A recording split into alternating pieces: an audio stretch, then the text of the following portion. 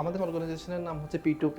আমরা কনস্ট্রাকশন এবং building ম্যাটেরিয়ালসে one stop solution দিয়ে থাকি আর কি। আমাদের এখানে দৈনিক 30 থেকে 40 জন কাস্টমার আসে, তারপরে আমাদের এখানে 40 থেকে 50 জন এমপ্লয়ি কাজ করতে থাকে। যখন ওই সময়টা আসতো তখন আমরা উদ্বিগ্ন থাকতাম যে কিভাবে এই কাজটা করব, লেবার ডাকতে হইতো, তারপরে বিভিন্ন টেকনিক্যাল প্রবলেম, তারপর এটা কোথায় ফেলবো। বছরে আমরা দুবার করতাম, সুইপার ডেকে করতাম। সুইপ সার্ভিস পাওয়ার পরে আমরা বছরে একবার করেই করতেছি। P2P যেহেতু একটা হাই এন্ড কোম্পানি এবং এখানে প্রতিনিয়ত আমরা চেষ্টা করি যে অত্যাধুনিক প্রযুক্তির সাথে তাল মিলিয়ে এবং সবকিছু আধুনিকায়নটা আনার চেষ্টা করি। সেক্ষেত্রে অ্যাকচুয়ালি সুইপের মতো একটা টেকনোলজির আমাদের দরকার ছিল, ওটার সাথেই তাল মিলিয়ে চলার চেষ্টা করছি আর কি।